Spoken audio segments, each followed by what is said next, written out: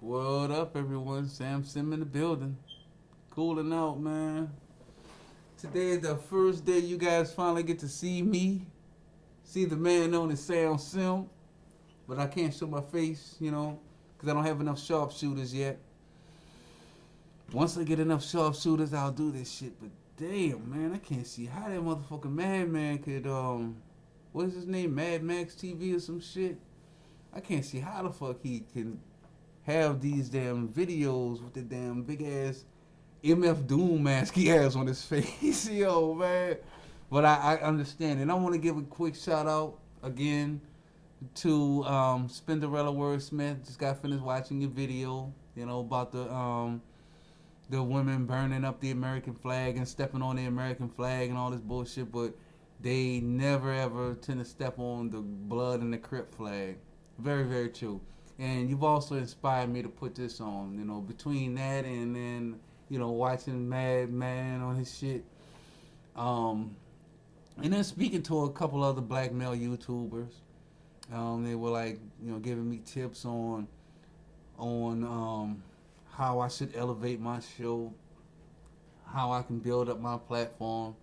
And one of the ways to build up your platform is to show your face, right? So here it is. Sorry that my hair is down like this. I have a hairdresser. She's very adamant on doing my hair like every 3 weeks. I usually keep it, braided and in a bun with all the fancy designs. The type of designs that you see a lot of these brothers with now. I'm one of the originators of that shit. I've been having it since like the early 2000s. You can't find anyone in the early 2000s with that style. In fact, my hairdresser, one of my hairdressers, is the same hairdresser who I want to say frequently does hair for Snoop Dogg now. And she has also done hair for Beyonce. In fact, she did Beyonce's Lemonade video. She did Serena Williams' hair. And she also did the hair for the MTV Music Awards. So, we'll just leave it like that. But my hair's normally not down like this. But I'm thinking I might keep my hair down for a few of the videos, before I get it done. My hairdresser's already calling me up. Like, when you gonna get your hair done?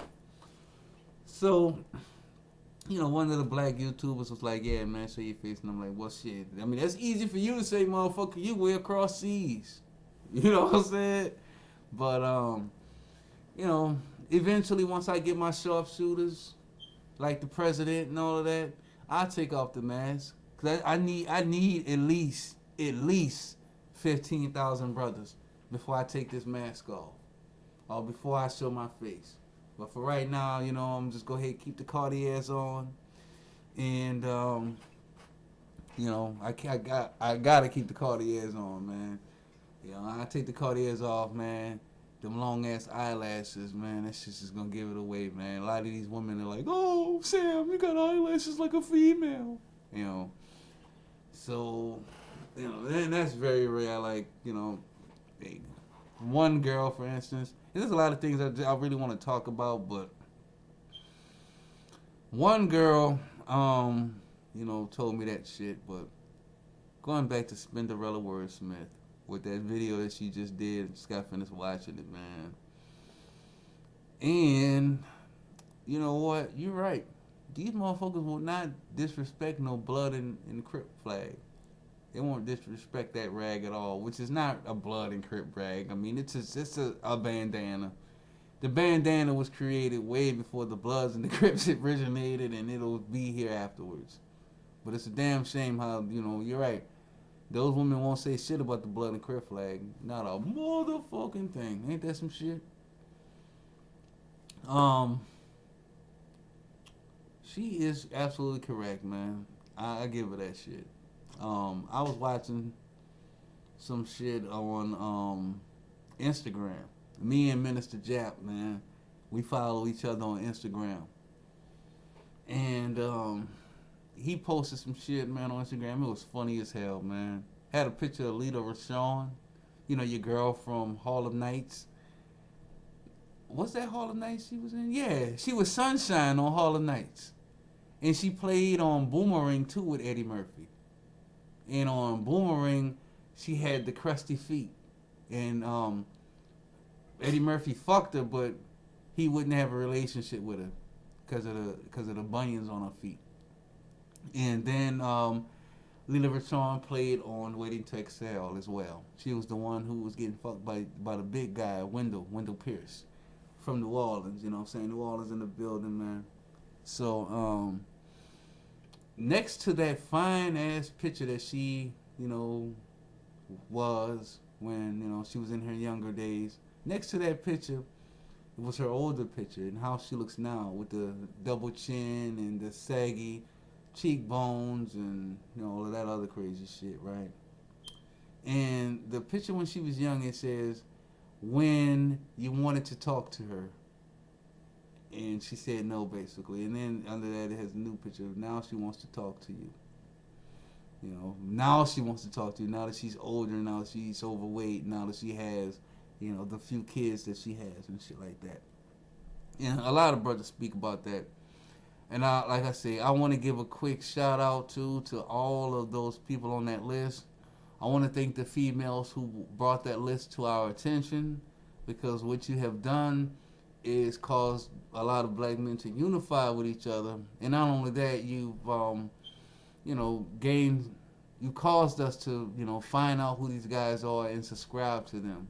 So I reached out to a couple of those brothers and they responded back to me. I didn't think that they would with the mass of subscribers that they have. And, we shared some information and shit was great, man.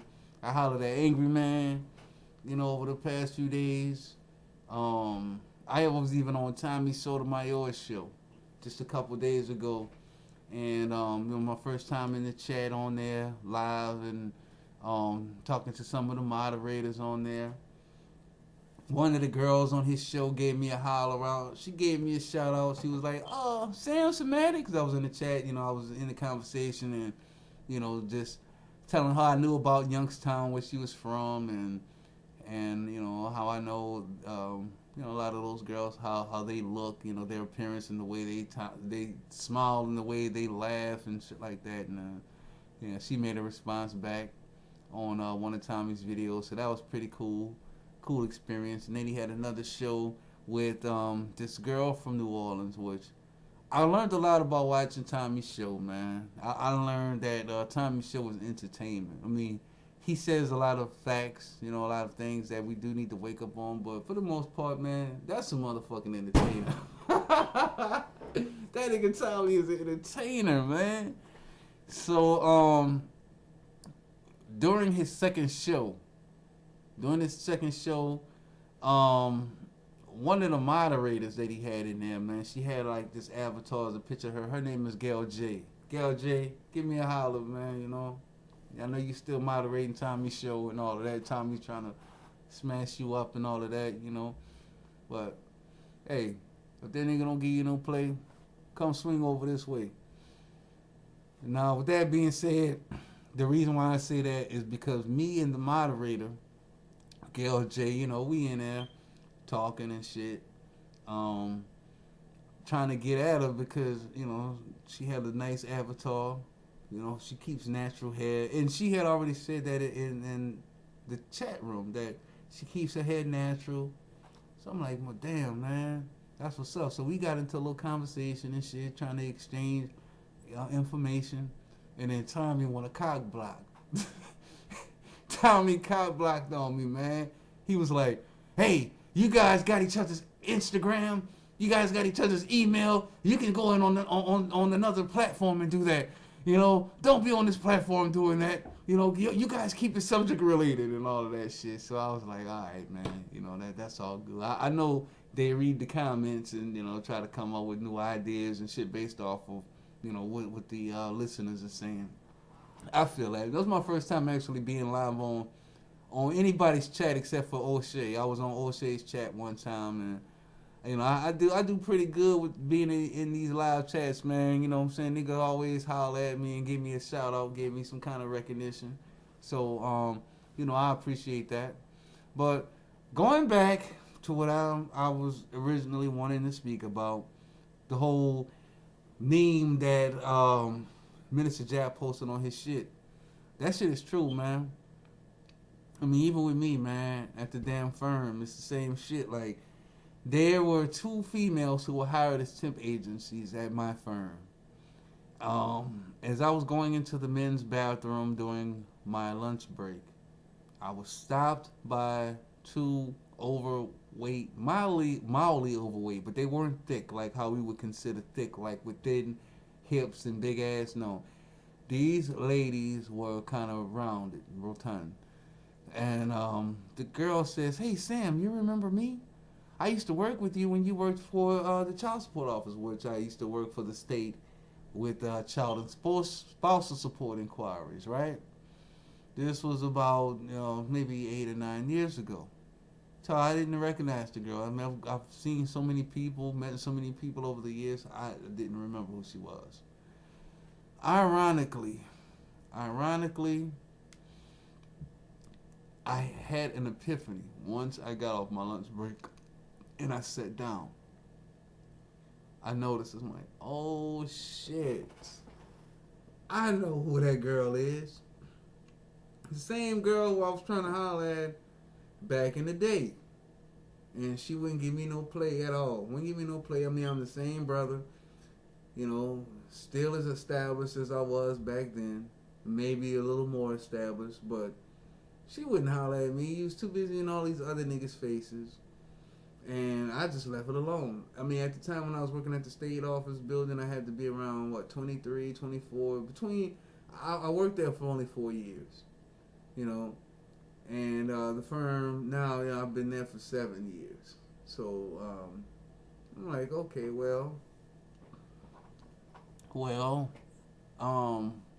now that I remember this girl, I can go back and, I can kind of like credit myself for being nice to her. Versus what a lot of brothers would have did once they would have recognized who the fuck this person was. They would have been like, oh bitch, now you want to holler, you know what I'm saying? What you looking for, a fucking full-time position here or some shit, bitch? But I didn't do that. I'm like, oh, nice to meet you. And she was like, you don't remember me, do you? I'm like, yeah, I remember you, but I gotta go, I gotta use the bathroom, and, I just got out of the way. But, I mean, that shit is true, man. I get that a lot with a lot of fucking women who got these damn children. And then I'm sitting there like, well, you know what? They didn't do me anything personal. I mean, this is the mass majority of the women who I do talk to, or the women who I get approached by, and, we get into the conversations, and then they automatically bring up their kid within the first 2 minutes. And it's like, oh, okay, And, I kind of dwindled the conversation out. I kind of toned it down and, just ended and shit.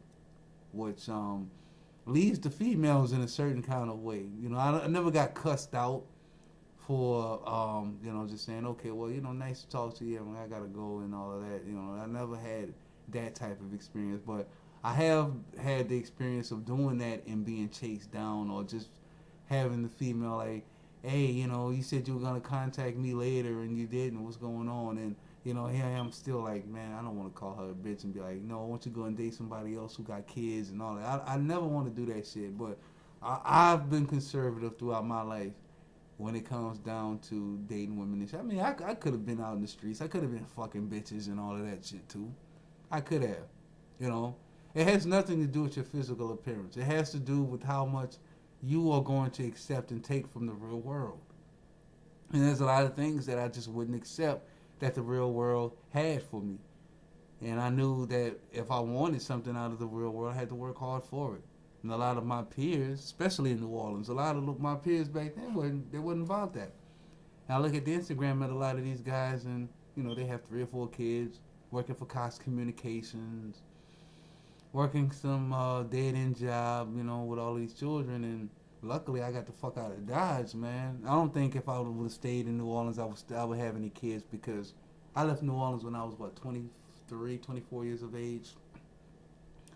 And I was already going through that shit. I was going through the phase of, I mean, I could be a street thug, but being a street thug is going to waste all of my motherfucking life. And all of my guys, they all street thugs, and they all smoke weed and do whatever and shit. And half of them niggas was copying off of me as far as, my style and how I dressed and how I did things. But as far as the intellect, they couldn't grasp. Some of them just did not want to grasp onto the intellect.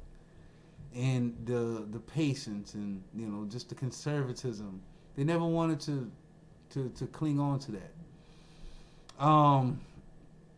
When I go back to New Orleans, I run into it a lot as well with a lot of those females who I used to try to holler at. I give you a personal story. There's this one girl who I had a crush on her. I gotta be honest with you. I really did. I really liked this girl, man. Had a big time crush on her and shit. She had, nice set of boobs that were perky, slender built, nice butt, nice ass, always smiled and shit, very meek and humble. One of the more quiet, prettier girls in the neighborhood. And a lot of my friends were street thugs, man. I would see them when I would walk back and forth to the corner store sometimes, and for the most part, I go to work and come home, do my shit, maybe polish my Cartier glasses. I was a big fan on rimless glasses, which I still am. I got the Cartiers on now. So, man, I cannot see how the boy Madman could do this shit with the fucking mask. Wow, bro, dude is a champ. I got on the bandana and shit, and I'm like, man, that fucking high air is fucking atrocious. But anyway, this girl, man, she was hot, man, real hot. One of my buddies, actually, the girl had a choice out of me and two other buddies, really, but she chose the worst one out the three. And I can't really say anything bad about this guy because he's always treated me 100%. He's never disrespected me. In fact, before he died, I was one of the last people to see him. The last person to see him, in fact. Because the last two people to see him was me and another friend who is now dead as well from New Orleans. He was murdered 2 years ago. But her baby's father was a good friend of mine. And, he died. And, she's all alone with this kid. But even before he passed away, she ended up pregnant, ended up having the baby and shit. And once she got pregnant, I just, didn't look at her the same. But when the baby was born and we all saw the baby, I immediately knew who the baby was for. But my buddy, he denied the baby until the blood test came. I'm like, man, that is your baby. That's your shit. And then the blood test came, and he's asking me now it's no more street shit. It's like, yo, Sam, man, could you help me get a job, at Toys R Us, and, how do we fill out an application? I want to see if I can get a job at Home Depot and all of this. And I did everything I could, to help him out, but, unfortunately, he got into the street life, and things just got bad, man. So every time when I go back home to New Orleans now, this one particular girl, I go there and I kind of like hang out with the son. I do that out of honor for my I got one of my nieces and shit is here, but I do that for the honor of my friend, for my partner. Which honestly, he could have been more mature about things, and he could have said, hey, you know what, I'm not ready to have no kid. Now let's strap up or some shit. But, back then, these niggas just had this certain way of thinking when it came down to fucking bitches. And they didn't think on a conservative level. It's just, no matter how hard I tried to fight with these guys, they would always take the cool shit away from me. They would always copy the cool shit. But the tangible shit, the shit that would help them get to the next level, they would never ever adhere to that. And I understood that. So, I got the hell out of there. And I still go back, and when I do go back, she doesn't look the same anymore. We talk about how women are fat when, they age and, they get these years and these kids behind them. But this one particular girl I'm talking about, she did the complete opposite. She's skinny. She doesn't have the wavy natural hair anymore. She has these dried up dreadlocks, and they're about that short, real short dreadlocks. And she has the bumps on her face. She looks extremely skinny. She's lost her ass. She doesn't have any shape whatsoever. She's on drugs. I've heard stories of her doing coke and doing heavy drugs. I know she drinks lean and smokes weed, but and I don't want to say anything bad about it because the little boy, man, he's a spitting image of his dad. And me and his dad was real cool. But before all of this started, she could have chose the right guy, and if she would have chose the right guy, who knows? I mean, maybe she would be up here with me right now, sitting here confirming some of the shit that I'm saying on this YouTube channel. But that's a whole different story. That shit is gone now. But on my appearance, man, this shit right here. I don't know how long I could do this shit, man. I just wanted people to see that I wasn't no troll. I wanted people to see, like, just because I don't show my face on those videos don't mean that I'm some fucking white guy. That's shit. I mean, you can listen to my voice on my YouTube videos and tell that I'm no white guy, but I wanted motherfuckers to see, man, how real it is. Because I was just on the video with Dr. Boyce Watkins, and, it was interesting because the lady on there who he spoke to, she's a mortgage executive, like myself. And she's an entrepreneur as well. So I wanted to talk to her and see where her head was at because I'm a master, I'm a guru when it comes down to mortgage servicing, from loan closing and underwriting all the way down to the lien releases. I can explain everything in regards to that. And that's basically what I want to do on a few of these videos. Once I get done with these conferences with this congresswoman, I want to kind of like focus on that. And I have a few other videos that I'm backed up on, man. But I see how these motherfuckers are now, man, with these damn posts and shit like that. I learned a lot. So, yeah, thank you for those sisters, man, with that motherfucking list, man. Because you got a nigga on point now. You got me on point, baby. You heard me? We on point now. There's the one guy, man, Gerard. I think his name is Gerard Hagley. I went on that nigga shit, man. He on there smoking a blunt. Nigga smoking a blunt. Got the hat on and shit, sitting on the bed, spitting that real shit. But there's one thing I gotta give to a lot of these brothers, man. They're not on YouTube just bashing all black women like these black women are. Real talk, man. They're not. They are honestly separating the two every last video that I've seen. And it's just no way getting around that. These motherfuckers is afraid of the truth, man. That's it. That's it. So, I mean, with me, I understand the difference between the educated lame and the thug. I mean, I get it. I understand it. I mean, if you want to be honest with you, I can go both sides. I can do educated lame and I can do the thug shit. I'd rather stay more on the educated lame side. The only problem I have with educated lames is that educated lames do not, they don't show any authority when it comes down to shit. And if they did, then that would be the norm. That would most likely be the type of women that these, that would be the type of guys that women would choose, 'Cause I know with me, man,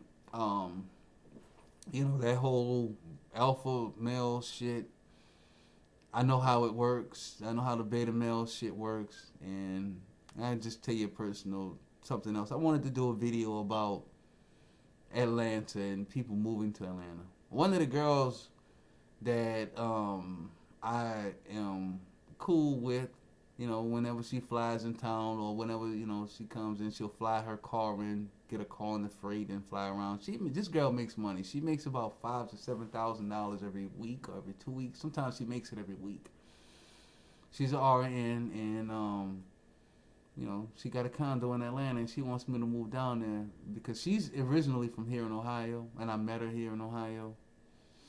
And in fact, I'll be honest with you, I keep it 100 with you. I met her at the firm, but I didn't know who she was. I didn't really get to know who she was until I got out, or until she got out of the firm. And I met her, and she said, "Oh, I remember you." And then she explained where she knew me at, and I was like, damn, well, I didn't see you there. And she said, well, I saw you. I go to tell you, like, black men, when you work and you focus on your goals and you focus on your work and your numbers, leave them females alone. Them females, they checking you out. I mean, this female, I mean, she's, nice, bad red bone, nice slender shape, got that thin waist, nice butt, you know what I'm saying? The only problem is her attitude. Her hair, well, my hairdresser, she asked, cause she has dreads. She's a high yellow girl with dreadlocks. I don't want to say she's high yellow. She's red bone, but she got dreads and shit. She got like latches and shit, and she wanted the plug to my hairdresser, so I let her get the plug, And my hairdresser, make a long story short, I had to kick her out because of her fucking attitude. And I know she has an attitude, but she don't never show the attitude towards me. Like, she shows the attitude based on a situation or based on, another guy that me and her both know. She may say some shit about this particular person, but never about me. So whenever she comes in town, like, I've only fucked with her twice, and I'll be honest with you, I never even came when I fucked her. I just fucked her like, I said in another video, man. Sometimes I just fuck for sport just to, see how many times I could see if she can come, how many times, So that's what I've been doing with her, man. Just been putting it on her, and then, I don't fuck her on a regular or nothing like that. So she'll, go out, fly off, do her business, and then she'll come back, and then she'll be like, Sam, I'm in town.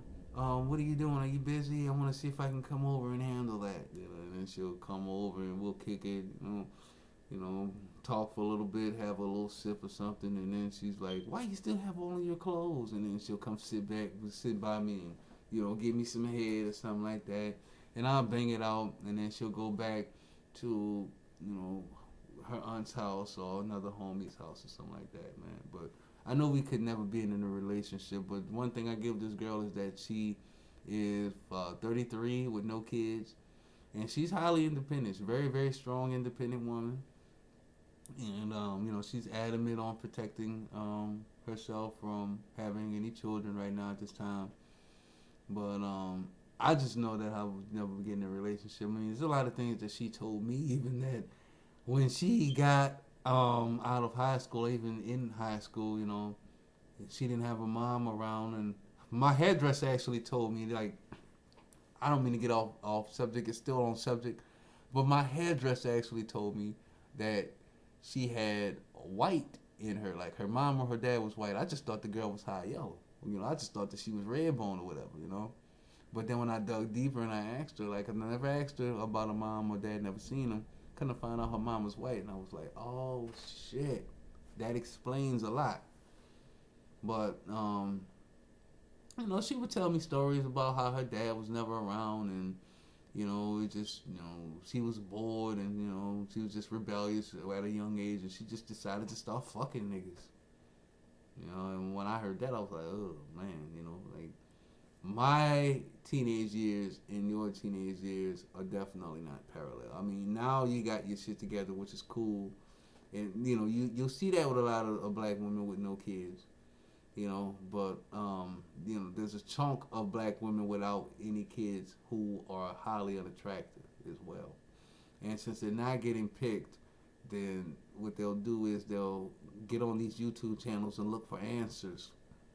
And the truth hurts. The truth hits them so hard where it's like, oh shit, these motherfuckers are telling me some shit that I already knew about myself, and now we gotta stop this shit. Because if these messages weren't on YouTube, all you would have is a bunch of simps spreading their message, and then once the guys wake up and mature, like once these 30 through 35-year-old men, I want to say, or sometimes even younger than that, but you might see a guy like, oh man, 27, 28 maybe, to come on one of these fucking platforms and get some answers.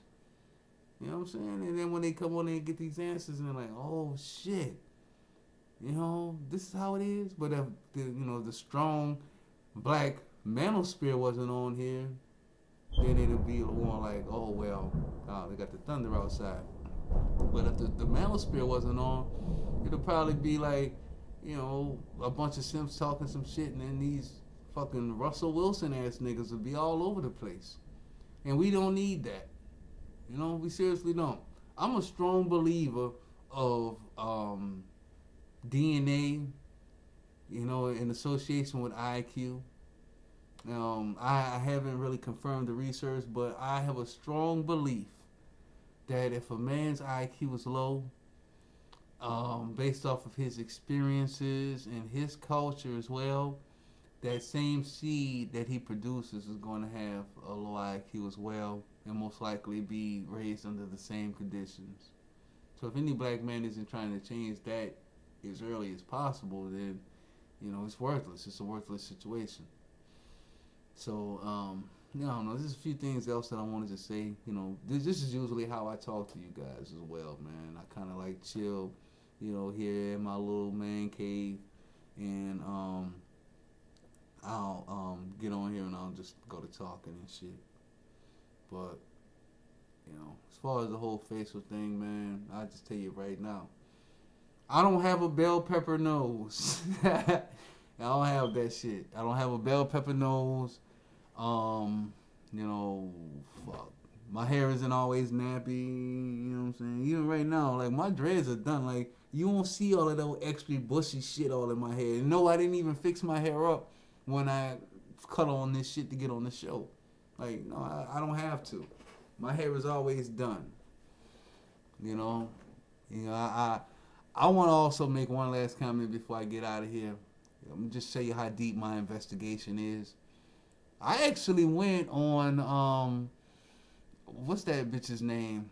Whatever her name is, Moans56 and shit. The bitch who put out the whole list of YouTubers that she was gonna ban. I read some of those comments and I looked at some of the people who were supporting her. Highly unattractive black women. Highly unattractive. And you know what? You can't control DNA. You can't. You cannot control DNA at all, man. But a woman who is unattractive will look very, very beautiful if she kept herself feminine, kept a positive attitude about herself. I don't know, maybe work out, go to the gym and shit, but it's something about a woman with a good positive vibe that makes her more attractive. You know, holler if you hear me. You know what I'm saying? But all of that shit about the pharaohs and, you know, the black Israelites, I ran into a lot of these brothers too in this list.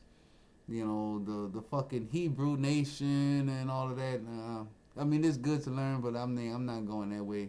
I'm just focusing strictly on the money.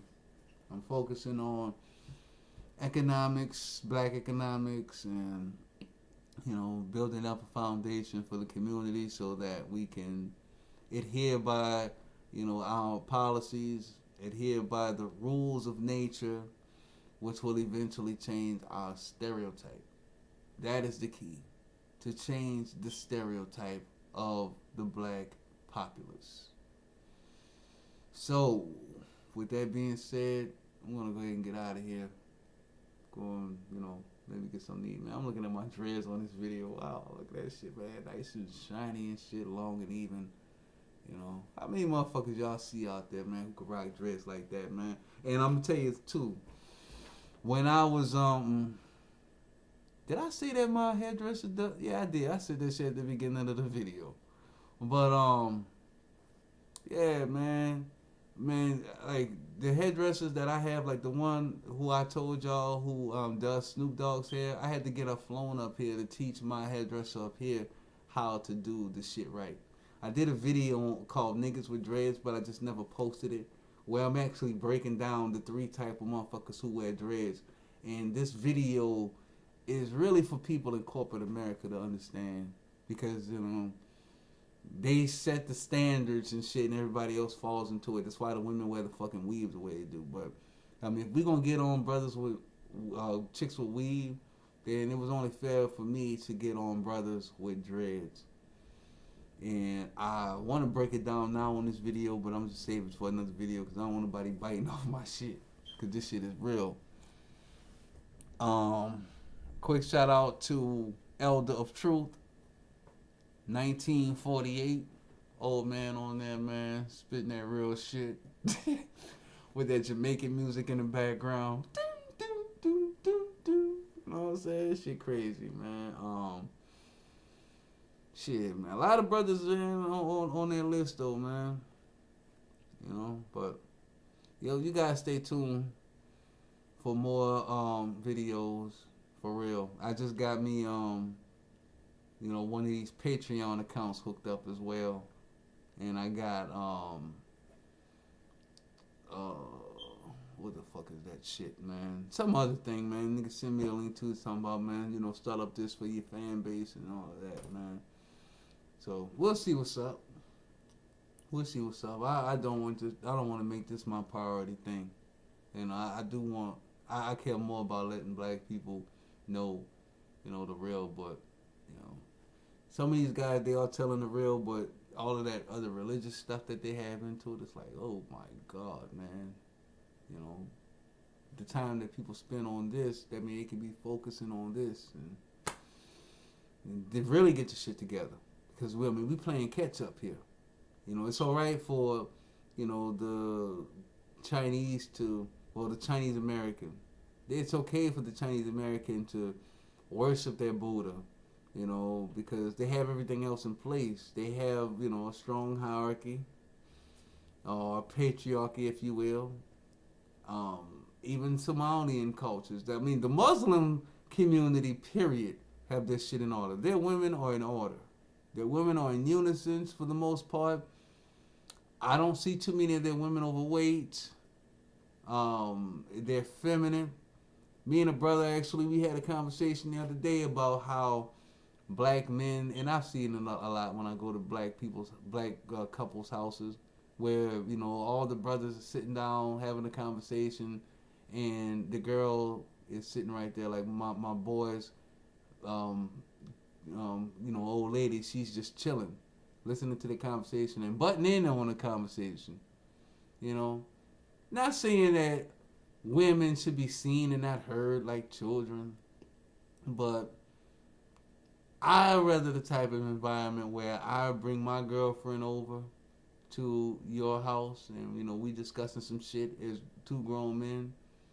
Your significant other can say, hey, Sam, let's take, your girl, and, I'll show her around the house, while we sit down and discuss how to operate a business or how to go out and hunt, bring the resources back home to the wife and the kids, that type of shit. And this is how it works in other societies. When I see Somalian men talk, there aren't any women around. Not saying that women should be submissive, and it has a lot to do with the culture that we live in now. I'm talking so much, man. They call me the Rambler. You know what I'm saying? They call me the Rambler. So I don't want to make my videos too long, you dig?